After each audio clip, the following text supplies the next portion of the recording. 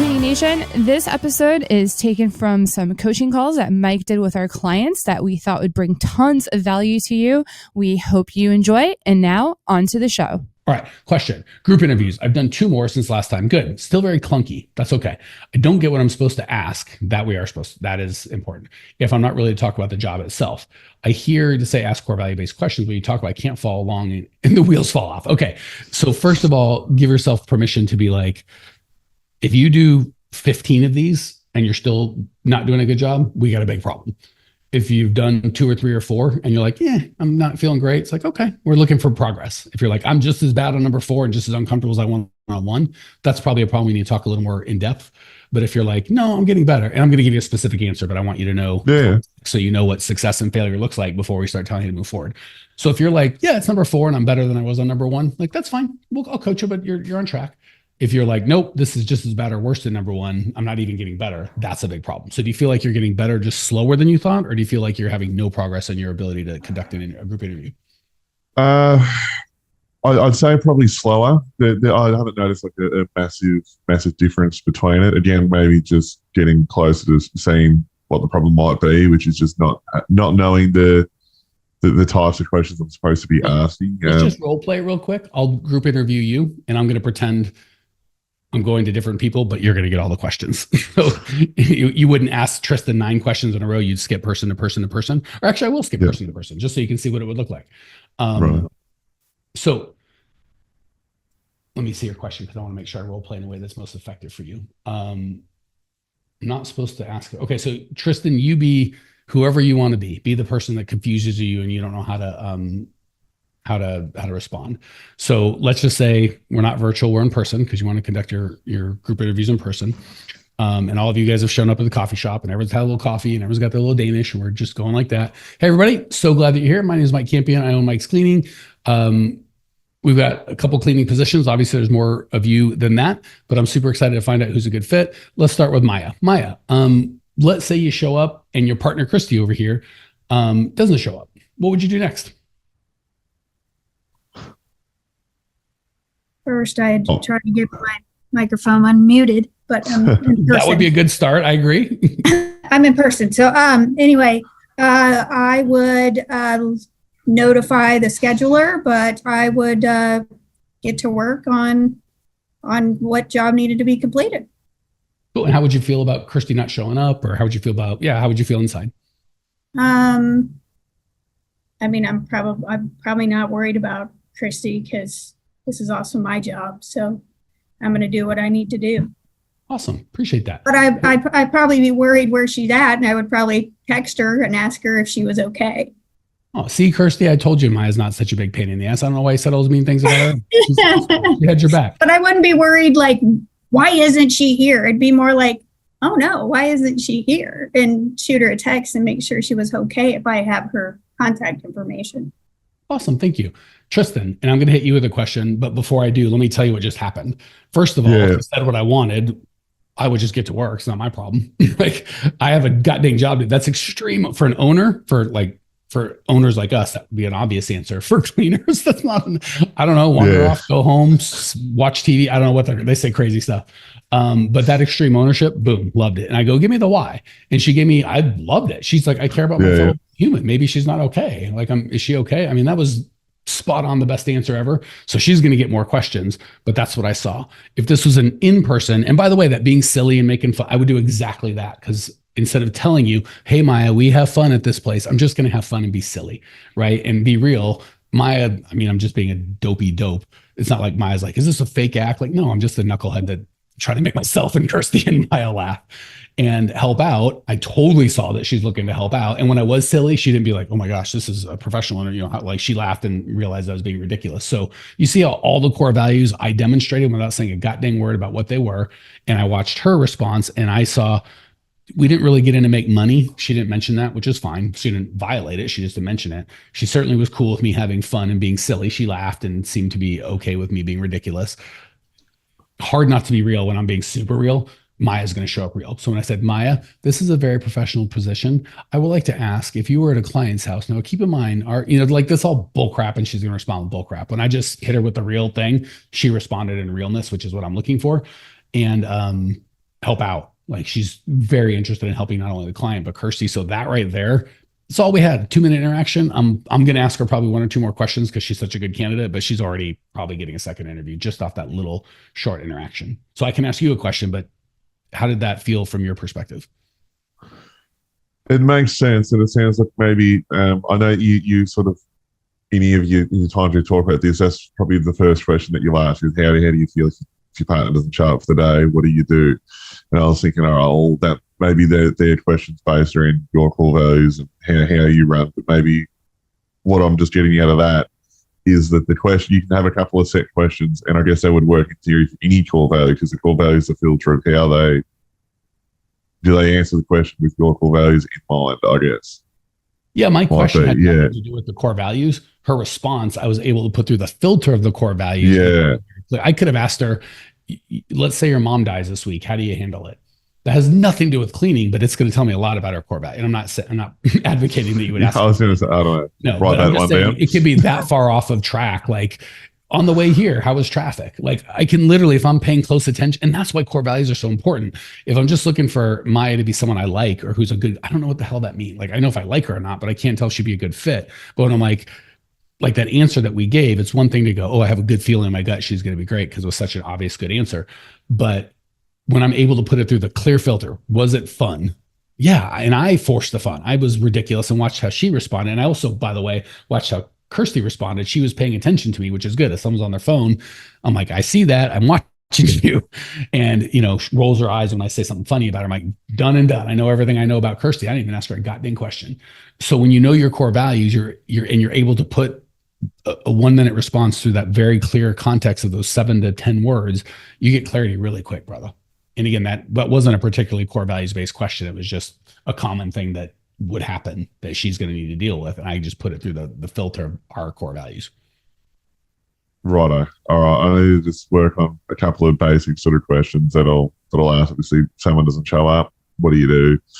The question was maybe you set an alarm. Yeah. The follow-up is magic. I go, why? And that's where I get the better answer, because I'm worried about my fellow human. That was more valuable than because the first one is the obvious right answer. Well, I'd get to work because I'm paid for it. And again, I think Maya's being sincere about that, but it's because I know her. If I didn't know her, it probably is a BS answer. So when I go, why? It's hard for someone to be like, he's probably going to want me to be worried. Like, that's just who Maya is. Like, it came out. How are you going to, no one's that good of an interviewer for a $12 an hour job that they're going to fake. Like, I would be worried about Kirsty. Like, even if she is, like, God bless her, she's way overqualified for the job if she's that good at a fake interview for a $20 an hour job. What are we doing? So the why, the follow-up question is always a better question. How would you, your mom just died. How do you feel? I'd be X, Y, and Z. Tell me why that is. Well, because we had it. And now I'm going to get the real goddamn answer. So don't worry about the first question. It's not irrelevant, but it's almost irrelevant. The why on just about any question is super important. We're having a coffee shop meeting as opposed to a professional office. How's that make you feel? This sucks. I love it. Really interesting. Why is that? Then you're going to get the answer. So again, we're having a meeting at a coffee shop. How do you feel about it? It's a stupid question. It's not going to get anywhere, but I get the why and I know my core values. I'm going to get what I need. So I promise you the quality of the questions are fine. The quality of the listening and the follow-up, tell me about that. Why is that? That's where you're probably stumbling. And it is a skill to build. Like for me, like if I'd said, I should have said after I did Maya, what do you think? And you might have gotten 20% of what I said. And when I gave you the whole thing, I'm like, oh my gosh, it's so clear. So that's the skill that we're trying to, you think you're trying to build skill in questions. You're not, you're trying to build skill in listening to the answers, even if the question's average or bad. Understand. Cool. And if you really want, we can role play more if you want, but I think you got it. You can bring me a recording of the wheels falling off, and I'm happy to like, here, she said it. You just didn't listen, or you didn't do the follow-up. I can tell you. That's exactly. Not I might do that. That way you can have a laugh anyway. And yeah, that might help a bit easier if you don't mind. Yeah. So just I'll do another one based on sort of what we've gone over. Won't be able to be till next week anyway. Going away, I've got work to do, but in next week I'll do one, and if the wheels fall off again, I'll go, hey, Mike. Or if they go great, we'll celebrate together, man. Like, we don't want to just crap on you. I want to experience the good and the bad. So the only action item, so you can be like, because I gave a lot of concepts, I want to give you one specific action item for every single question. Tell me about that. What makes you say that? That's an interesting response. Why do you feel that way? The why is all of it. So if you ask the why question for every single, hey, you had black coffee. How do you like your coffee? Black. Great. Black coffee for the lady. Why black? Black coffee gives me nothing. I promise if she tells me why her coffee black, I'm going to get some, and that's the stupidest question ever. There's no value, but the why she takes it black, I will get some sort of ability to see if she's a core values fit or not in a completely worthless question. So if you come in next time and you ask a why for every goddamn question you ask, I promise you'll be like, that went pretty well. I'm saying that does make a lot of sense. 100%. Cool. So perfect example, guys. Felt like, and Tristan, please correct me if I'm putting words that are not true into your mouth. He came in going, I don't think I'm doing it right. And I'm really far away and I don't whatever. He's like, help me. Gave him some feedback. Hopefully you're like, oh, well, shit, I think I was closer than I thought. This isn't that hard. I can do that. You feel equipped? Yeah. Okay. And again, I think you're a lot brighter, more capable than you're probably giving yourself credit for. So I think you're probably saying you're doing a 6 or a 2 and you're probably doing a 7 and we can get you up to a 9. Yeah. Cool. Any other questions or support, or you feel like you got what you need for right now? Yeah, for right now, yeah. Otherwise, I'll probably have too much shit going on. So I appreciate the help. Definitely do. Legend. Thanks, Maya, for going along with it. I would check and see if she's available because I would hire that girl in a second. Like, yeah, she seems pretty cool. Yeah. Mike Campion here. Do you ever listen to the podcast and go, this is great information. I just wish I could actually get it implemented. And I wish I could get some help. Well, we do that. If you would like either myself or my team's help actually coming up with a plan that's specialized to you and your business, because with these podcasts, obviously we have to be very general and we can only go 20 minutes at a time. If you'd like to jump on a call with myself or my team, go to growmycleaningcompany.com/talk.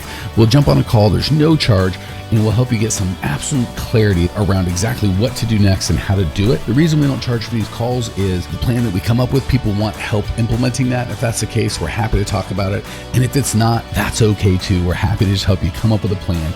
So if you want to translate the information you're learning here into an actual plan that can change your life, give us a ring, growmycleaningcompany.com/talk. Love to either myself or have one of our coaches walk you through and actually personalize the content you get here to where you're at with your business. Talk soon. All right. Question. At what point do you hire someone on after the working interview? How long is the working interview? Just the clarification. Do you pay some during the working interview? The working interview is basically however long it takes for them to watch you to watch them, and then you leave them and come back. So you let them do the work and come back and check it. And then you check other work with them, and then they train the next person and you kind of get feedback based on that. And usually the process takes a week would be about as quick as it's going to take. And it should never take more than 2 weeks. So like 3 to 6 working days, 4 to 7 working days, probably a pretty good range. If they're not getting it at that time, let's just find another applicant that's not going to need all the love and attention, or they might just not be a fit. And we do pay for the working interviews, just to be clear for everybody. So you add them to payroll during that time? Well, that's why I wanted to make some clarifications. The third interview could just start them. The reason we don't is at the end of the year, if you've got like 20 or 30 employees, you might have 170 W-2s, which is kind of a pain in the butt, just a bunch of paperwork to do. Also, I like them to feel that they're applying for the job, because they are, right? So it's kind of like hey, we're going to work, and you're applying for their time, right? We want them to make sure like this is a good core values fit and I love the job and this is amazing. So as long as it's framed in, hey, we're just still checking out each other, making sure this is a good fit. Whether they're in payroll or not isn't as important. My understanding is federally, I think if you pay less than $600 or $800, there's no paperwork due. Like I could literally have Patty come to my house and help me move and give her some pizza and $100 bill, and the government's cool with that. So I believe it's the same thing with work, so that you wouldn't even have to 1099 them under $600. You can literally just write them a check. But stupid stuff like if your liability insurance or your workers' compensation insurance, like, well, we're not going to hire them, we're not going to cover them unless they're hired. Well, then I want to hire them because I don't want them not covered by insurance. So you can kind of delve into the legal depending on your state and your insurance company's details. But the big picture is we want them to feel like we're not really part of the team till we've gone on. So the only reason we don't do the hire them is we just don't want to do a bunch of paperwork for people that aren't going to, again, at the end of the year, it could be dozens or hundreds of people. So, but if you have to do the paperwork, that's not the end of the world. Did that give you a lot of clarity? Yeah. And it would basically just be like the 0 to trainer for the working interview in a sense. That's the working interviews. It's exactly what that is. Okay. And you're like, when are they done? As soon as they train the next guy or gal. That's how they graduate out. For everybody, you will learn so much better when you do. just like I got so much better as a business owner when I started coaching you guys, because I'm like, there's a bunch of people watching me do the crap I tell you to do. And if I don't do it, you're going to immediately go, this guy's full of crap. So you, not only will you get better when you train someone, the next person will get better when they train their people. And the big, I don't want to say mistake, but speed bump I see people hit on the training is they're like, oh my gosh, Liz has been here 9 months, so I trust her just because she's been here forever. But it's really not that, right? If we have a system and a process behind it, we can give more authority faster, and people will show you who they are pretty quickly. So don't be afraid, like, oh, Liz has been here 9 months. She's the only one I trust. And Lorena's new. Well, let's give Lorena some authority. And most of the time, believe it or not, people rise up to that authority. So if I tell Lorena, hey, Lorena, you're new here. Just do whatever Liz says. Shut up and sit down. Liz, you're in charge. Lorena's going to go, okie dokie, shut up and sit down, I shall. Like, she's not going to, how could she rise? You're like, all right, I'll let Liz do all the thinking. And then Liz, she can get all up in her head about she's the boss and she's this, and people get all teared and things get weird. But if I'm Lorena, you've been here 2 seconds, you're amazing. You're going to be phenomenal. This is Andreas. You are such a good core values match. I want you to pour all that into Andreas. You'd be shocked at how Liz or Lorena will kind of step up to that task. So what we expect of people has a lot to do with how they show up. And I'm not saying 100% of the time. 1 in 20, Lorena is just a knucklehead. Sorry, girlfriend. And she just shows up poorly. And giving her extra responsibility was a bad idea. But she's not going to like light something on fire. She's just going to be a little flaky. And we can kind of, now I get to know who she is a little quicker. But 19 times out of 20, if I give her the responsibility, she's going to step up to it, especially if you've gone through the core values-based process up until then. That's a lot of answer for a short question, but I want to make sure you got what you needed. Yep, you're all good. Thank you. Feel good, brother? Yep, all good. All right, Courtney, you're up. Hit us with good to see it, sister. Hit us with a celebration. You too. So I had 2 one-on-one interviews today. Had a great group interview yesterday, so that's exciting. I had people show up. And then, yes, we felt good about moving them both to one-on-ones. And then we actually had one of them show up this morning, but we're going to move her into a working interview. She is awesome, and she's an incredible match. And so, yeah, I'm excited. She's going to start on Thursday. So I'm going to use your celebration to encourage everybody. What Courtney's not telling you, not that it's not a secret or anything, just didn't come up, is for the last, feels like a week, maybe 2, I can't recall. She's been doing her group interviews, and I forget what happened. No one showed up. Yeah, she's done they weren't, nothing bad happened, just they weren't great. And I could feel through the Slack, and tell me if I'm misreading you, Courtney, through the Slack, she was like, I'm a little disappointed, but I want to be coachable. Like, she was really like showing up there. I'm like, it's going to be fine. It's going to be fine. And I just appreciate you for trusting the process. And now it's working. Like, oh my gosh, this is exactly what I was hoping for. So for everyone else, sometimes they work right away, and that's great. Sometimes they don't, and it takes a week. And we're like, don't worry. That's why we use data. And I promise, as long as you give me the data, I will tell you if there's something actually wrong. But if we've got data, we're like, it's fine. Don't worry about it. You're on the right track. Just keep going. Trust the process. And I'm just proud of you, Courtney, because a lot of people choose to go through a lot of pain and suffering they don't need to, as opposed to just trusting us. We're like, you're fine, you're on track. So I'm proud of you for, I can hear you not wavering, but being, I'm a little nervous, but we're like, it's good, and you trust it's good, and I'm glad that you're getting the results that you deserve. Yeah, that's the biggest thing, is I'm like, okay, I do just have to trust. I see it working. It's all going to be well. I have to get there. The two a week, making sure that was in place to hire enough people right now is really helping, because it keeps me focused on what's coming up, and like, okay, I have new people that are applying, and then if they come to the group interview, it's just keeping that funnel going. So I do feel really good about the fact that I have 2 opportunities each week that I can find new people. So it's really good. Want to encourage everybody on that. There is a tendency to have 1 group interview a week, and you're cheating yourself in so many different ways. One, I feel like anytime more than 72 hours prior to the interview, like if my interview is Wednesdays, Mondays may show up, Tuesday applicants may show up, Wednesday applicants will show up, but Thursday through like Saturday or Sunday applicants, their show rate's going to be virtually 0. So you're paying for all that traffic you're not going to get. 2, these are all opportunities to spend time with and train your team to do group interviews, right? So if there's 2 opportunities for a group interview, a one-on-one and a working interview every week, there's more opportunities for you to spend time with your team, build a culture, all that good stuff. So really want to encourage everybody. I would literally rather have 2 group interviews with 1 person each interview than 1 group interview with 2 people at that interview. Like, it's that big of a deal to just have that consistency. And again, we're going to turn it over to our team. So I get if you're like long-term, well, I don't want to do 2 group interviews away and then that's too much. I'm like, I know, that's why the cleaners do it. So great job, Courtney. I'm just proud of you top to bottom on that. Thank you. Okay.